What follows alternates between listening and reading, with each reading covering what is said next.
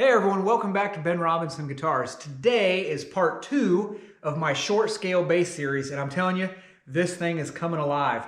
One of the most difficult things as a guitar designer is you do something on paper, and you get it on paper and you look at it and you have this model and you're flipping it around on the computer screen and everything looks fantastic. And then you cut one, you carve one, and you get it in your hands. It's like, man, I don't know, this thing just isn't quite right. Not this guy. I put the neck on, and the body is a little bit bigger than a traditional electric guitar, and you know that moves this horn out. We're really close here to the 12th fret, so that's going to give it the stability that we're really looking for. And you know the weight is good. We'll talk more about that later. I'm very happy with this body shape, the comfort of playing. This bevel right here is extra large compared to my normal Icon electric guitars. So super comfortable to play. But what am I going to name this thing? And sometimes naming these things I struggle with.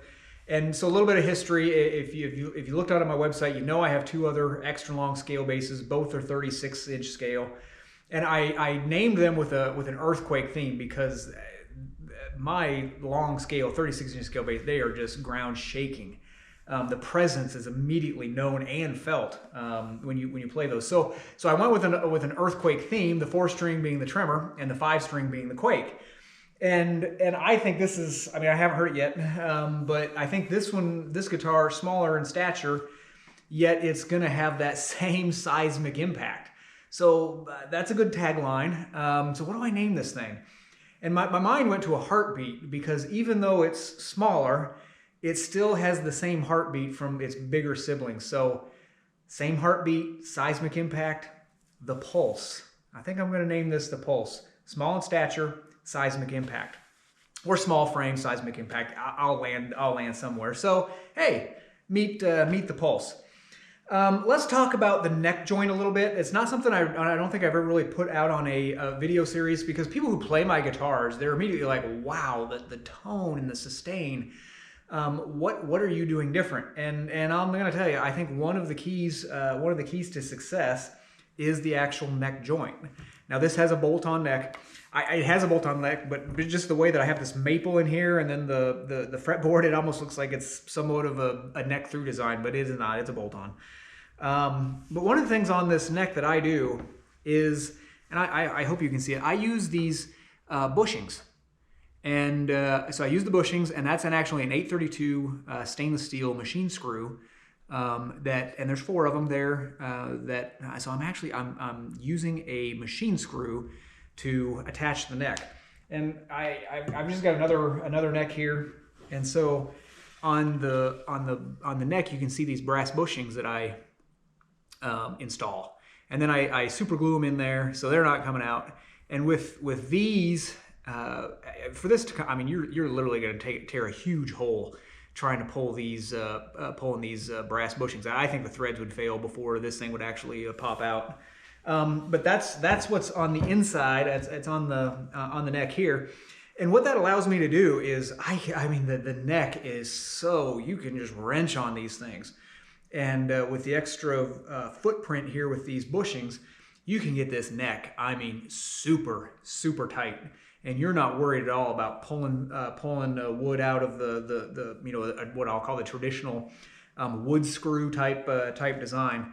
So you can get this neck really super tight, and when you just tap on it anywhere, you can feel those vibrations just anywhere in the body.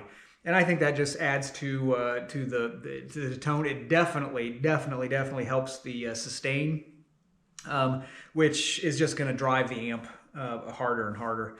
So that is the particular neck joint. Let's talk about parts. What parts am I going to put on this guy? Generally, I went with a Goto bridge. I actually pulled it out. It's a 201B, and just a chrome with brass saddles, 19mm spacing. This is a very typical 34-inch scale bass bridge, and you know, so it's going to sit right on there, and you know, it's going to look good. I think it's going to feel nice.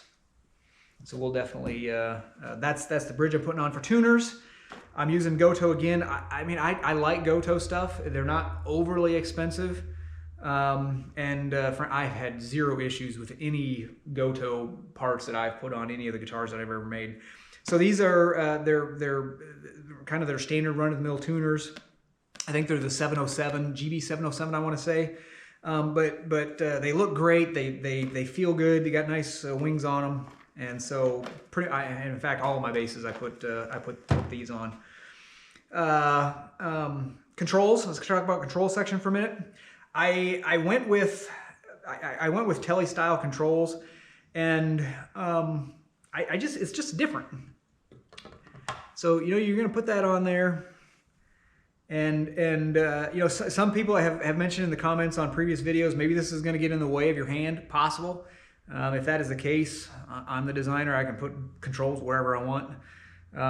So we're gonna try here. I just personally like these type controls. Simple, three-way switch for the multiple settings on the pickup, volume, tone, and turn it up, tone to taste, and it's simple.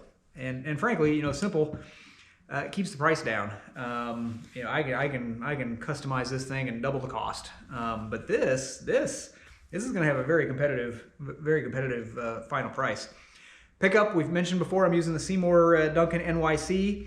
Now you notice it's like, well, wait a second. You got this this pickup of this size, and you got this massive hole. What in the world are you doing there? Again, this is number one.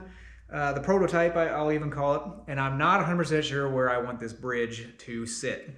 So if you look in here, and I don't know how well you'll be able to see it, but there are actually three holes that I've set in there. So what that's going to allow me to do is I have three positions where I can put this bridge. It's going to have this lower position. I can move it up here to a middle position, and then I can have it here in this middle. I think to start with, when I put everything together, I'm going to start with it down here in this very low position and try it. And then all I got to do is move it up to the high one and just see. And I'll move it to the middle one. But that way it's just going to give me those three options for tone, and just see what kind of difference that's going to make. Personally, I just me thinking what I think I know, probably going to land in that lower position.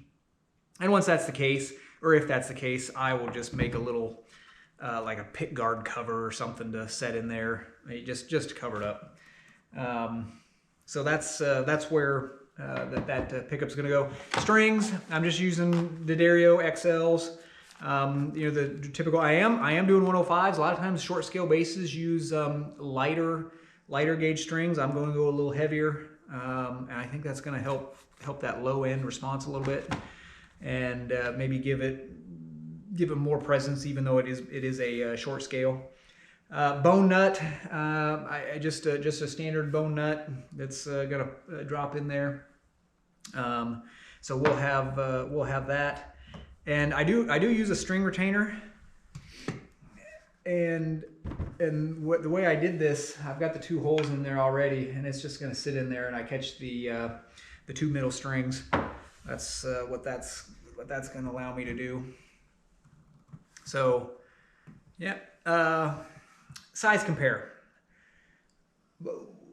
One of the things I wanted to do was just I wanted this to have an electric guitar feel with a bass guitar tone.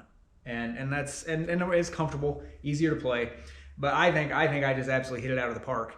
So I'm going to compare with my Genesis model here. So this is a obviously recognizable 25.5-inch scale. It's typical Tele specs, and just look at this.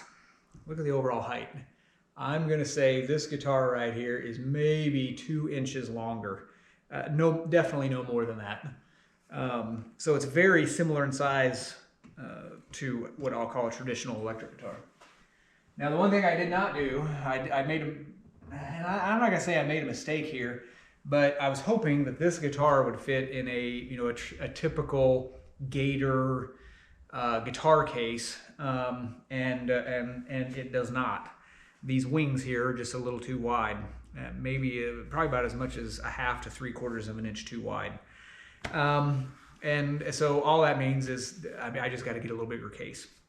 I was hoping to standardize this guitar and my traditional electric guitars in one case, so I didn't have to stock multiple. But the way that this looks, that's a small price to pay to have it going. Let's talk about weight for a minute. Right now, I weighed it before I came on camera. Right now, as this guitar stands, it's just under 7 pounds. So once I get all of the other hardware and everything on it, I think it's going to land right at that 8-pound range. It's not going to be over 8 pounds. And I mean, for right now, the way that it feels in my hand, it feels really, really, really nice. I'm gonna put a strap on. Let's talk about neck dive for a little bit. And I see where my strap's over here.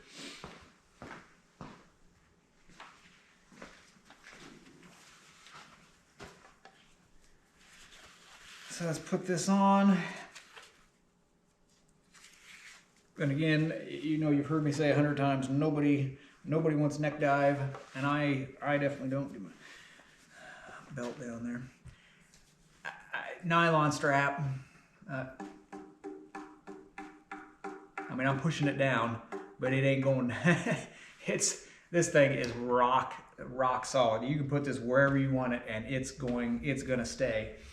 The neck, I love the neck, and I don't know how well you'll be able to pick this up on camera, but this bevel, it's just a very large bevel, and maybe if I come this way.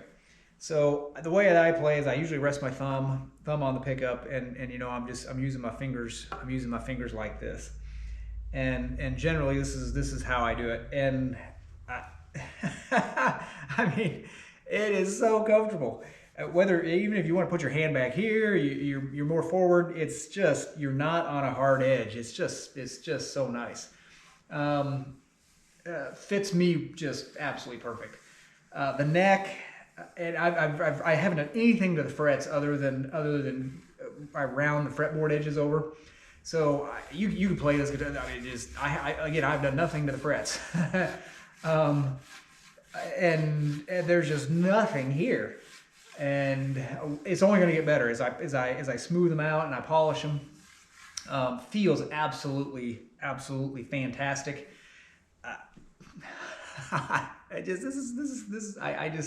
I wish you were here and to be able to try this guy out. A lot of people will talk about the handshake on how that feels. And it's really, really, really nice. So you get this nice bevel right there. You get a nice contoured pocket back here. Really narrows everything up, and man, it's great to hang on to. So yeah, this thing, I'm very happy with it. I'm pleased with it. And so what's next? What are we gonna do? What are we gonna do next? A little more finishing that needs to be done. I've put just a very simple finish on the body. I think I've got 4, maybe, is it 4? It's either 4 or 5 coats. I'm not sure that I need to put any more on. It's really super smooth, just a satin finish. It's got enough resin in here to, you know, you're not gonna wear this thing down. So I may just leave the body as it is. I don't know that I need to do anything else with it. I'm actually happy with that. The neck has a ways to go still. It's just the neck is farther behind than the body. So I've still got a little more work on the neck to do. It's got, I think this only has maybe one. I think it's got 1 finish coat on it, and I'm using the same finish that I did on here. Probably needs the same 4 or 5. So that'll take me another 4 or 5 days to finish that, but it's coming soon. And then we're gonna put this thing together. So my next part 3 is gonna be taking all these parts with this guitar. We'll run over to the bench. We'll put it together. You'll see my assembly process. We'll put the strings on it. Everything will be ready to go, and we may even make some noise. So everybody, if you like this content, like, subscribe, reach out, leave me comments. Thank you for all the ones that left design comments about the guitar. Appreciate it. Read every one of them. And I will catch you guys on part 3.